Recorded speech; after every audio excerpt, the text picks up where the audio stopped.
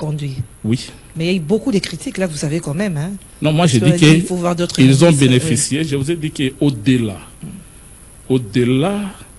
des critères classiques que nous connaissons, entre autres la compétence et la méritocratie, il y a aussi la confiance et la loyauté. C'est-à-dire que la confiance a pesé plus que la méritocratie.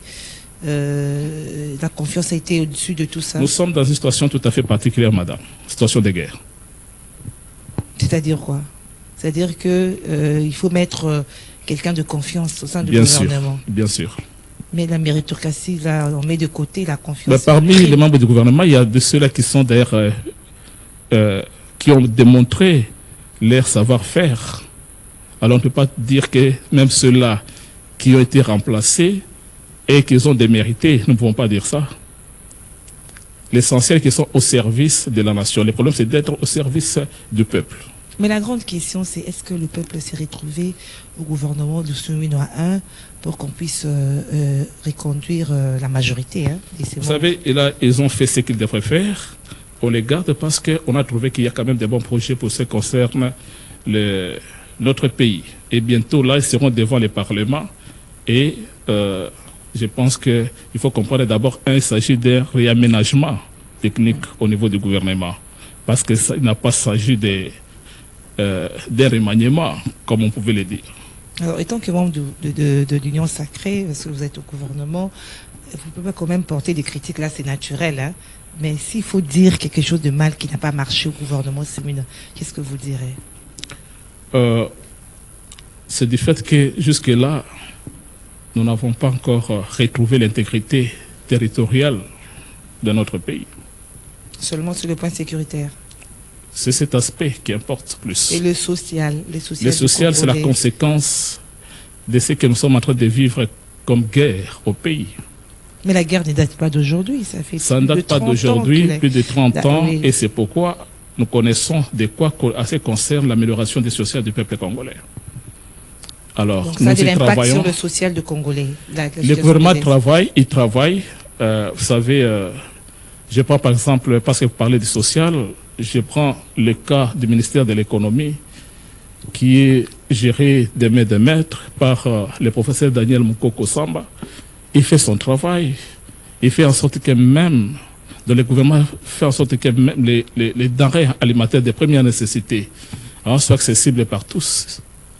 Est-ce que M. Sabin a déjà fait un tour au marché pour voir les prix des denrées, voir comment la vie est chère? Oui. Est-ce que vous avez déjà, parce que des mamans... Le ministre, le professeur Mukoko a déjà été sur terrain. D'ailleurs, pas une fois, plusieurs fois d'ailleurs. Et son équipe travaille chaque jour et sont toujours sur terrain.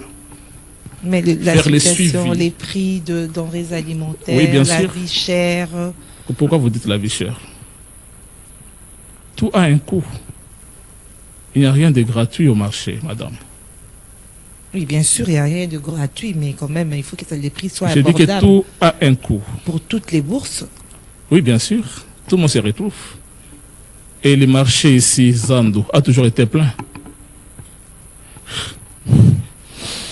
Monsieur Sabin Kayumba, je rappelle qu'il est porte-parole de la majorité extra-parlementaire de l'Union Sacrée. Alors, puisque vous avez évoqué la question sécuritaire, alors la paix, le retour de la paix à l'est de la République démocratique du Congo, est-ce que la façon dont le gouvernement est en train de s'y prendre pour arriver à restaurer la paix de la partie est de la République démocratique du Congo à travers notamment les négociations de Washington, les deals en vue entre les États-Unis et la République démocratique du Congo, les négociations de Doha.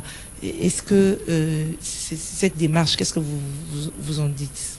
D'abord, c'est ici qu'il faut saluer d'abord la bonne volonté du chef de l'État qui tient à l'intégrité du territoire national. C'est pourquoi, à un moment, il a accepté de donner la chance aux autres, ceux-là qui ont pris des armes contre leur pays, de négocier avec eux. C'est pourquoi vous avez vu une délégation de notre gouvernement à Doha, et il y a eu des signatures des accords de principe Après, il y a eu un engagement sérieux au niveau de Washington. La question qu'il faut se poser, maintenant qui commence à boycotter, c'est-à-dire ceux-là qui ne souhaitent pas voir la paix ou qui ont horreur de la paix. Ils sont habitués tellement à faire couler du sang des Congolais. Et si une fois nous avons la paix, pour eux, le sang c'est comme du carburant. Alors, une fois la paix retrouvée, ils n'auront plus de place au Congo. Mais malgré ces